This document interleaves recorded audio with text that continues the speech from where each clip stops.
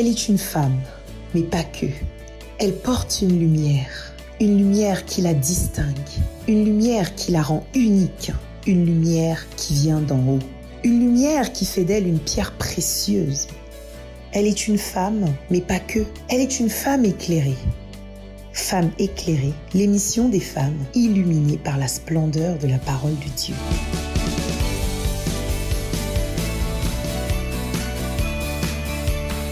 Que la lumière soit et la lumière fut, dit l'Éternel.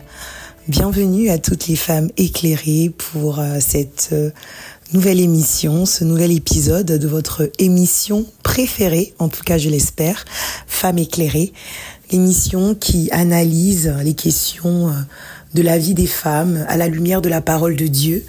Je suis le pasteur Gaël Stella Oyono et l'objectif avec cette émission, c'est vraiment de vous donner des orientations sur comment mieux aborder votre féminité et votre spiritualité. Pour ce nouvel épisode, le Seigneur m'a mis à cœur de vous parler de la culpabilité. La culpabilité, simplement parce que je rencontre de nombreuses femmes au quotidien dans le cadre de ma mission, de mon appel.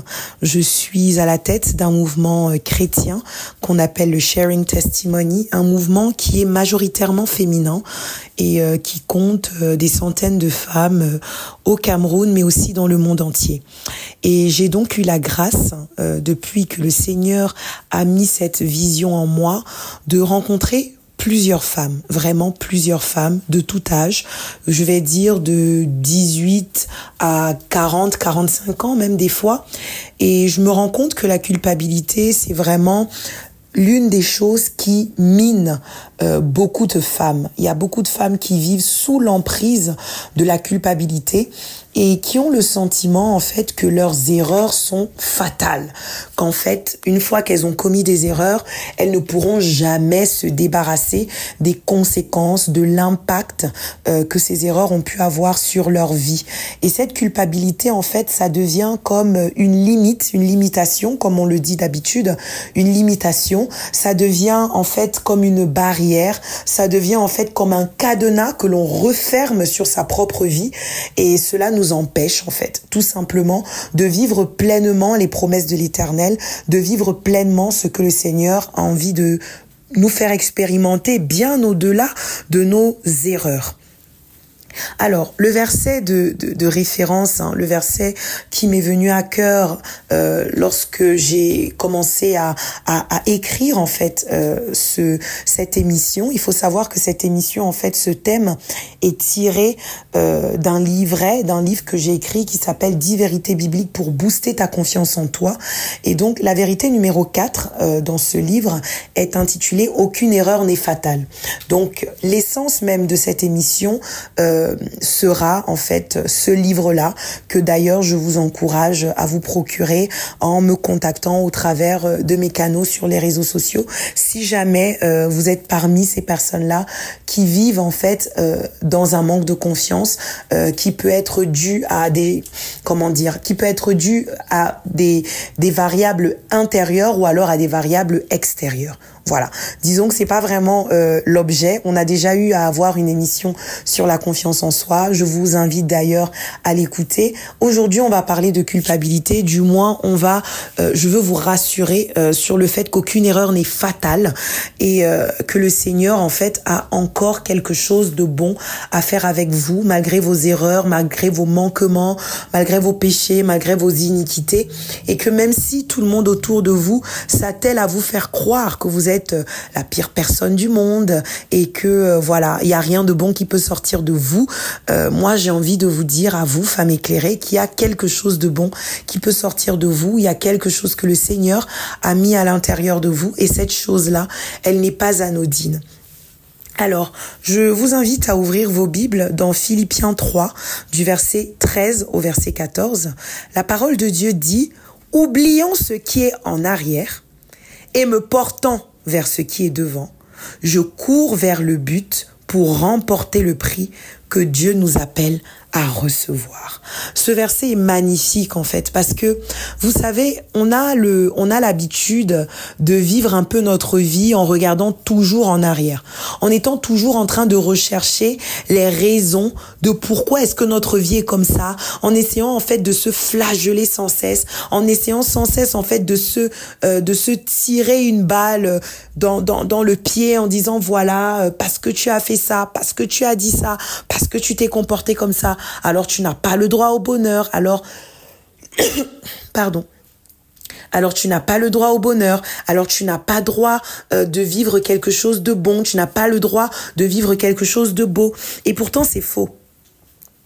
La parole de Dieu nous exhorte en fait à regarder devant, à regarder ce qui est devant.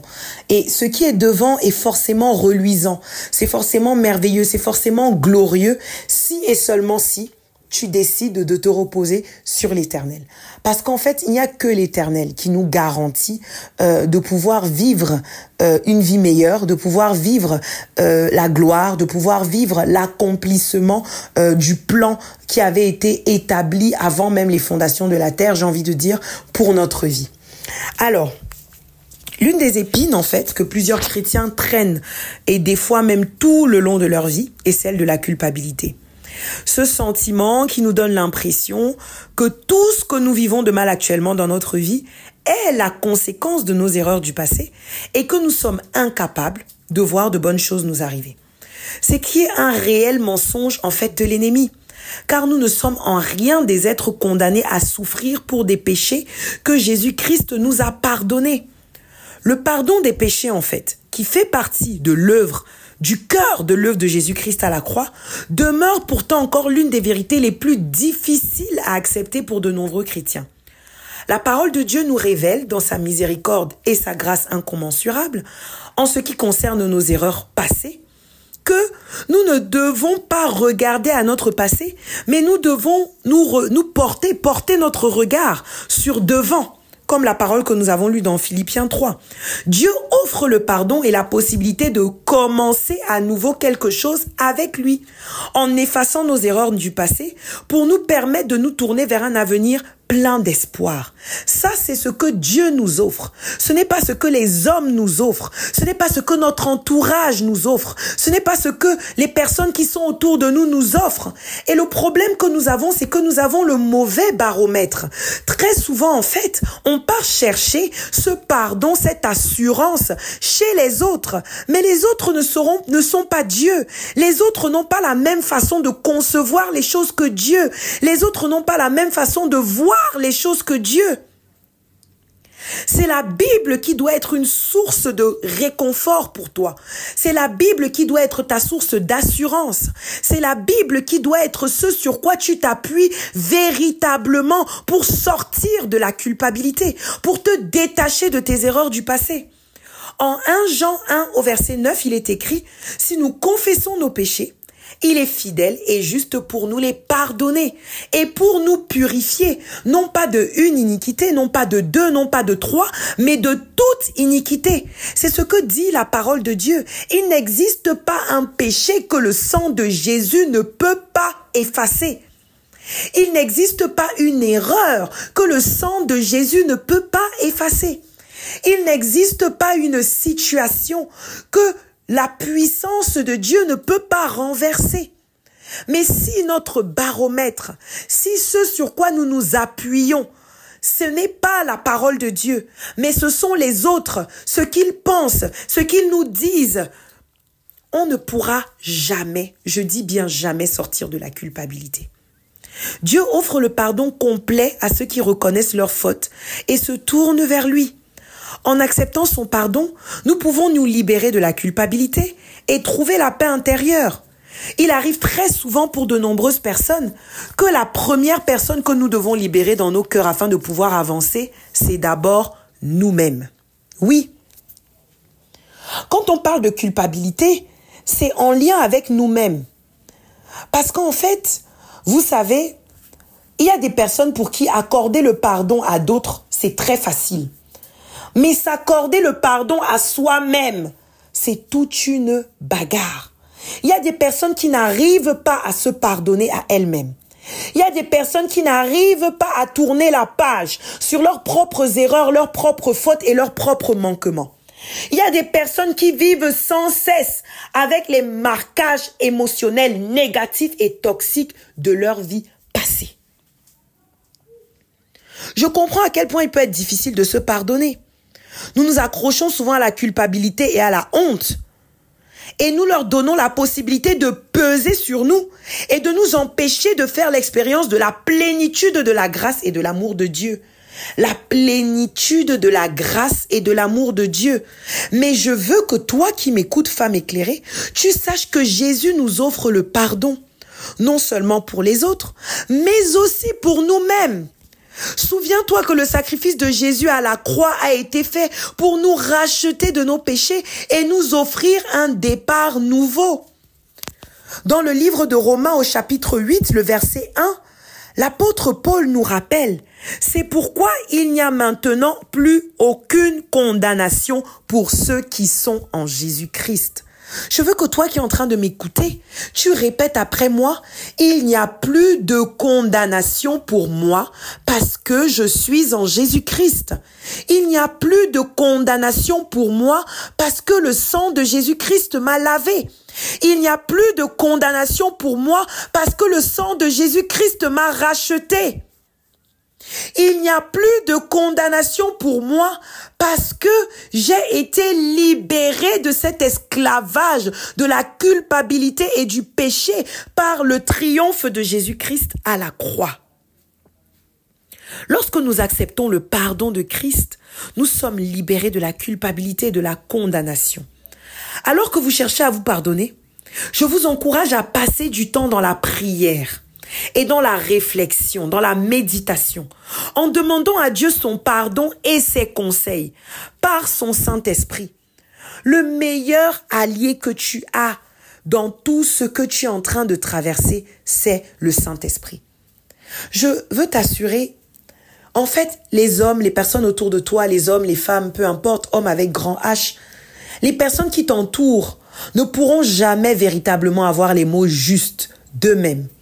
Mais lorsque tu vas te rapprocher du Saint-Esprit, que tu vas poser ta situation au Saint-Esprit et que tu vas demander au Saint-Esprit de te restaurer, que tu vas demander au Saint-Esprit de te guérir de l'intérieur, tu vas demander au Saint-Esprit de t'aider à te pardonner toi-même, alors là, le Seigneur va disposer les personnes qu'il faut pour que ces personnes viennent parler directement à ton cœur. Mais si tu essayes de faire par ta propre intelligence, par tes propres raisonnements, tu vas rester dans cette prison de la culpabilité. Il faut que tu laisses l'amour de Dieu et la grâce de Dieu t'envahir. Embrasse la vérité selon laquelle tu es un enfant bien-aimé de Dieu. Et un enfant bien-aimé de Dieu, qu'est-ce qu'il est?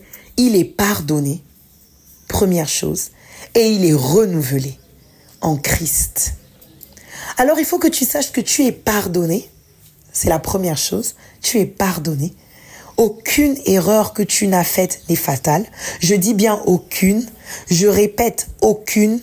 Aussi grosse soit-elle, aucune erreur que tu as pu commettre dans ta vie passée. Et là, je dis même passée d'il y a 1 heure de temps avant que tu n'écoutes cette émission, n'est fatale. Parce que le sang de Jésus-Christ est disponible pour te laver et te purifier de tes péchés.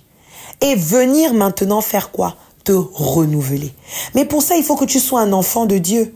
Il faut que tu sois en Christ. Parce que ça appartient, c'est quelque chose qui appartient aux personnes qui sont en Christ. Il faut que tu aies fait de Jésus-Christ ton Seigneur et ton Sauveur personnel. Et ça, en fait, il ne s'agit pas juste de dire oui Seigneur, je vais à l'église depuis des années, mes parents m'emmenaient à l'église, je faisais la lecture biblique à l'église. Non, ce n'est pas de ça qu'il s'agit. Il s'agit d'une rencontre personnelle avec ton Dieu, avec Jésus-Christ, celui qui t'a sauvé, la pleine conviction à l'intérieur de toi qu'il t'a sauvé et la confession de ta bouche qu'il est ton Seigneur et ton Sauveur.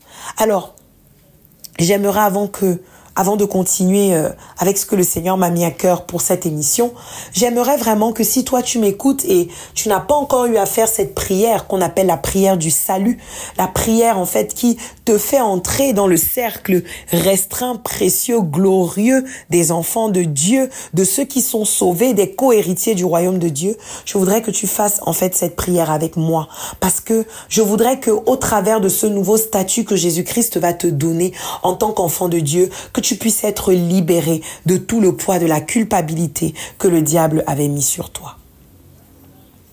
Alors tu vas faire cette prière. Père éternel, j'ai entendu un message aujourd'hui qui m'a touché, qui m'a bouleversé. Et j'ai pris conscience que tu es l'alpha et l'oméga de ma vie. J'ai pris conscience, Jésus-Christ, que j'ai besoin de toi. J'ai pris conscience, Jésus-Christ, que tu es mort à la croix pour moi. J'ai pris conscience, Jésus-Christ, que ton sang précieux a été versé pour moi. J'ai pris conscience, Jésus-Christ, qu'à travers l'œuvre de la croix, je suis désormais libre de toute forme de fardeau qui pesait sur moi, y compris celui de la culpabilité. Et j'aimerais te donner ma vie. J'aimerais accepter que tu es désormais mon Seigneur et mon Sauveur personnel. Je fais de toi, Seigneur Jésus-Christ, mon Seigneur et mon Sauveur personnel. Je décide de naître de nouveau en une nouvelle créature, d'appartenir désormais à Christ et rien qu'à Christ et me libérer du monde des ténèbres et du péché. Je décide de marcher selon tes voies. Je décide d'être un véritable disciple de Christ. Je fais de toi, Seigneur, mon Seigneur et mon Sauveur personnel. Et je suis lavé par le sang de Jésus-Christ. C'est dans le nom de Jésus que nous avons prié.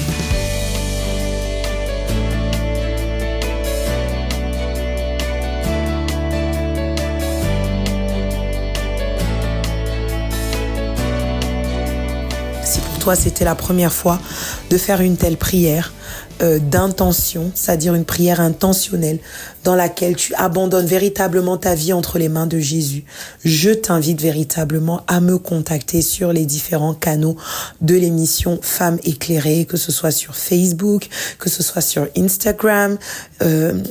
Vraiment, contacte-moi afin qu'on puisse discuter, échanger et que je puisse te conduire dans ta croissance spirituelle et dans la libération de ton cœur qui est peut-être encore en prison avec la culpabilité. Alors, je vais continuer mon propos. C'était une parenthèse, mais une parenthèse importante que le Saint-Esprit m'a demandé de faire. Je vais continuer mon propos. Il faut que tu saches, pour illustrer en fait le caractère miséricordieux de notre Seigneur, je suis poussée en fait à te prendre l'exemple de Pierre. Je suis persuadée que tu connais Pierre. Et si tu n'as jamais eu à regarder la série de Chosen, je t'invite à regarder la série de Chosen. Parce qu'en fait, ça va te permettre de voir en fait ces différents personnages, j'ai envie de dire, ces différentes personnes qui nous ont précédés dans la foi, qui marchaient avec Jésus en fait, de les voir dans leur condition d'homme, parce que quand on lit en fait la parole de Dieu, on voit leurs évangiles et en fait ils sont en train de parler de la vie de Jésus, mais on ne voit pas leur vie à eux. Et du coup on a le sentiment qu'ils étaient des super-hommes ou alors qu'ils étaient des personnes qui n'étaient pas comme nous. Et pourtant c'était des personnes comme nous qui ont été appelées, comme toi et moi, nous pouvons être appelés. Donc vraiment la série de Chosen permet à chacun de nous de s'identifier dans le fait que Jésus-Christ, lorsqu'il vient, il ne cherche pas des personnes capable, mais il rend capable les personnes qu'il appelle à lui, qu'il attire à lui. Alors, je suis poussée, comme je t'ai dit, de te prendre l'exemple de Pierre, qui lui aussi est tombé à un moment. Oui, il a fait une erreur, mais Dieu ne l'a pour autant pas disqualifié pour sa gloire. Il était l'un des disciples les plus proches de Jésus. Sa vie est marquée non seulement par sa passion ardente pour le Seigneur, mais aussi par ses imperfections et ses moments de faiblesse, comme toi et moi. Il était souvent prompt à parler, très prompt à parler, et à agir sans réfléchir, comme lorsque Jésus a dû le rappeler à l'ordre. Jésus a déjà eu Dieu à rappeler à l'ordre Pierre. Malgré ses erreurs, Jésus a montré un amour inconditionnel envers Pierre et l'a choisi pour être le pilier de l'église. Tu es Pierre et sur cette pierre, je bâtirai mon église. Ah, waouh! Cette personne imparfaite, cette personne qui avait des faiblesses, cette personne qui était prompte des fois à agir et à parler sans réfléchir. Sur lui, Jésus, tu décides de bâtir ton église. Ah, s'il l'a fait pour Pierre, alors il est capable de le faire pour moi. La plus grande erreur de Pierre était sa triple négation de Jésus pendant la nuit de son arrestation. Après avoir promis qu'il ne renierait jamais Jésus, la peur et l'incertitude l'ont conduit à renier son Seigneur et mettre pas une fois, pas deux fois, mais 3 fois. 3 fois, bien-aimé. Cela reflète nos propres moments de faiblesse, de peur et d'oubli de notre foi pendant des moments difficiles. Et malgré cette erreur, Jésus a pardonné Pierre, montrant son amour inconditionnel, et sa grâce comment? Sa grâce infinie. Parmi les moments de faiblesse de Pierre, on pense également aux doutes qui l'ont envahi lorsque Jésus lui a demandé de marcher sur l'eau. Oui! Lorsque Jésus lui a demandé de marcher sur l'eau. Quand Jésus a demandé à Pierre de marcher sur l'eau, cela a été un moment de froid extraordinaire. Pierre, plein de courage, a quitté le bateau et il a marché vers Jésus. Mais quand il a été distrait par la peur, en fait, des vagues, etc., qui étaient autour de lui, qu'est-ce qui s'est passé? Pierre a commencé à s'enfoncer. Et là, Jésus l'a rattrapé en disant, « Homme de peu de foi, pourquoi as-tu douté ?» Cela montre qu'en gardant les yeux fixés sur Jésus, nous pouvons surmonter nos peurs et nos doutes. Et mon père spirituel, le très révérend apôtre Julius Séquier, avait fait une prédication une fois en disant, Pierre avait l'appel de Dieu sur sa vie. Il devait convertir plus tard 3000 personnes une fois que le Saint-Esprit allait tomber sur lui et bien d'autres encore. Il devait être celui sur qui l'église allait être bâtie. Est-ce que Jésus pouvait laisser sombrer Pierre avec toute la grosse lumière que Pierre avait en lui? Je veux que tu comprennes que tes erreurs du passé ne sont pas la raison pour laquelle ta lumière ne va pas briller. Je veux que tu saches que ce qui avait été écrit pour toi, avant même que tu ne sois formé dans le ventre de ta mère, cela ne dépend pas de tes erreurs. Je veux que tu te disposes, en fait. Je ne suis pas en train de te dire, va faire des erreurs parce que de toutes les façons, Jésus va toujours te pardonner. Ce n'est pas ça. Je suis en train d'appeler, c'est-à-dire, je suis en train d'encourager, en fait, quelqu'un à prendre un nouveau départ avec le Seigneur. Je suis en train de parler à quelqu'un en lui disant, prends ce nouveau départ avec le Seigneur et désormais fais les choses autrement. Et sache que le Seigneur t'a pardonné. Malgré les erreurs que tu as pu commettre, il t'a pardonné. Maintenant, tu peux prendre un nouveau départ avec lui. Avec l'histoire de Pierre, en fait, nous voyons ici un homme qui non seulement a renié Jésus, et même a douté de la puissance de Jésus. Malgré cela, Dieu ne l'a pas condamné, rejeté et abandonné. L'amour que Dieu a pour nous est tellement grand et infini. Nos expériences humaines, le fait qu'on passe le temps à nous rappeler nos erreurs dans notre entourage, la méchanceté avec laquelle nous sommes jugés quand on tombe, nous amènent souvent à penser que Jésus, lui aussi, agit de la même manière. Mais ce n'est pas le cas. Jésus, lui, il n'agit pas comme ça. Jésus, lui, t'aime d'un amour infini. Jésus, lui, t'aime d'un amour infini.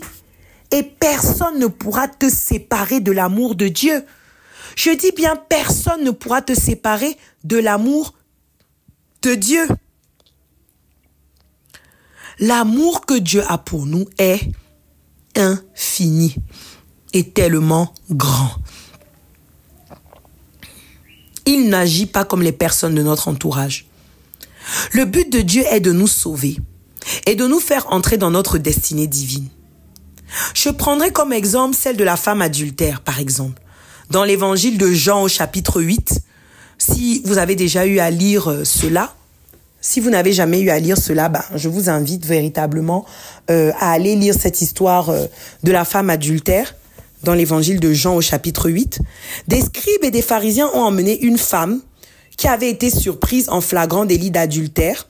Ils amènent en fait cette femme devant Jésus et ils veulent mettre Jésus à l'épreuve, en fait, pour voir ce que Jésus va donner comme condamnation à cette femme.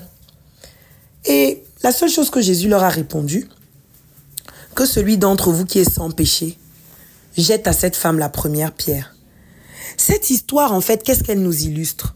Elle nous illustre la compassion de Jésus, le pardon de Jésus, la grâce de Jésus envers les pécheurs. Jésus n'aime pas le péché, mais il aime il aime le pécheur. C'est-à-dire que toi, en tant que pécheur, Jésus t'aime. Il n'aime pas ton péché, il n'aime pas le fait que tu pêches, mais il t'aime en tant que personne. Parce que Jésus, en fait, te connaît en esprit bien avant même que tu ne sois pécheur. Bien avant même que tu ne sois pécheur, Jésus connaît en fait la personne qui a été formée avant que tu ne sois dans le sein de ta mère. Et c'est avec cette personne que Jésus, lui, il a envie de traiter. Il n'a pas envie de traiter avec le pécheur qui a été déformé par les réalités du monde. Nous avons tendance dans le milieu chrétien à éviter de trop parler de la compassion et de l'amour de Jésus-Christ. En tout cas, c'est ce que moi j'ai remarqué. On veut présenter en fait toujours un père fouettard, en pensant qu'être toujours plus dur emmènera les personnes qui sont réprimandées sans cesse à changer. Mais c'est faux.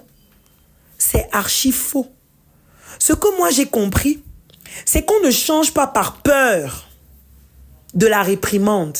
Non. Le changement qui se fait par peur de la réprimande est toujours un changement éphémère. Le nouveau départ que l'on prend sans la véritable conviction d'avoir été pardonné, c'est éphémère. Le nouveau départ que l'on prend avec la boule et la peur au ventre, que si on récidive, on va aller brûler dans l'enfer, est toujours éphémère. Mais on change par amour pour Dieu, en fait. On change quand on comprend l'amour de Dieu. C'est l'amour de Dieu, en fait, qui te guérit de l'intérieur. C'est l'amour qui vient de Dieu qui peut te débarrasser du sentiment toxique et négatif que tu as par rapport à tes erreurs passées. Et cet amour dont je parle ici, c'est celui qui a emmené Dieu à envoyer son Fils unique mourir à la croix pour nos péchés. Une fois que l'on prend conscience de cet amour, le péché devient pour nous une abomination. Car en réalité, l'attitude de Jésus envers nos erreurs est empreinte de compassion, de pardon et de grâce infinie. Lorsque nous faisons des erreurs et que nous nous repentons sincèrement, Jésus, lui, nous accueille à bras ouverts, prêt à nous pardonner et à nous donner quoi? Un nouveau départ. Un nouveau départ. Une nouvelle opportunité de te rectifier. Son amour inconditionnel transcende, je dis bien qu'il transcende, nos fautes passées, nous offrant quoi? La promesse d'un renouveau et d'une vie transformée. Jésus veut surtout tendre la main à chacun de nous pour la prochaine étape de sa vie. C'est ça qu'il veut, la prochaine étape de ta vie, de ma vie. La culpabilité n'a pour conséquence que de nous maintenir au même point. Et même souvent de nous faire retourner en arrière. Donc la culpabilité va t'emmener à la stagnation et à la rétrogradation. Oh là là, pourquoi est-ce que tu restes en prison de cette culpabilité? Le but de Dieu actuellement pour chacun de nous est que nous puissions avancer, aller de l'avant, accepter son pardon, nous pardonner nous-mêmes et envisager quoi? La suite de notre vie avec espérance. Voici donc ce que le Seigneur m'a mis à cœur par rapport à la culpabilité, ce bref petit message qui, je suis sûre, a touché ton cœur. Et j'ai donc ces 10 déclarations prophétiques que j'aimerais qu'on fasse ensemble, en guise en fait de libération, de restauration et de délivrance par rapport à cette culpabilité. La première chose que tu dois te déclarer, bien sûr dans le nom de Jésus-Christ, c'est que tes erreurs ne te définissent plus. Tes erreurs ne te définissent plus. La deuxième chose, c'est que tu n'es pas esclave de ton passé. Dis-le toi à toi-même, je ne suis pas esclave de mon passé. La troisième chose, c'est que le sang de Jésus-Christ parle pour te justifier. Et jusqu'à présent, il parle. Depuis plus de 2000 ans, ce sang parle. Et ce n'est pas pour toi qu'il va arrêter de parler. Le point 4, tu te dis, la déclaration 4, tu te dis à toi-même, je suis libéré de toute forme de culpabilité. Oui. Déclaration 5, toutes les mauvaises pensées issues de mes expériences passées sont ôtées. Ces mauvaises pensées qui se sont enracinées et embrigadées en toi et qui sont issues de tes expériences passées, il faut que tu t'en libères.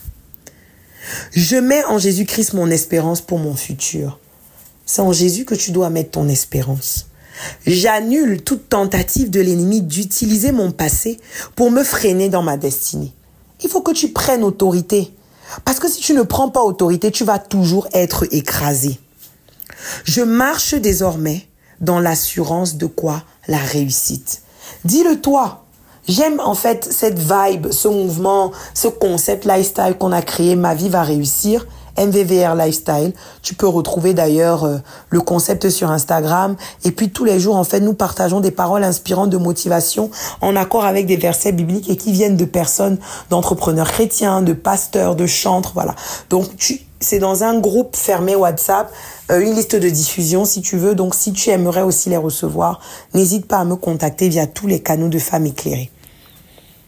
Le 8e point, comme j'ai dit, c'est je marche dans l'assurance de la réussite. Dis ma vie va réussir. Le point 9, je suis plus forte que toute pensée toxique qui empoisonne ma vie. Et le point 10, ma vie est restaurée. Donc voici les déclarations prophétiques que je fais pour toi et pour moi dans le cadre de cette émission. Et je pense véritablement que toi qui as écouté cette émission, tu ressors avec quelque chose que le Seigneur a déposé en toi.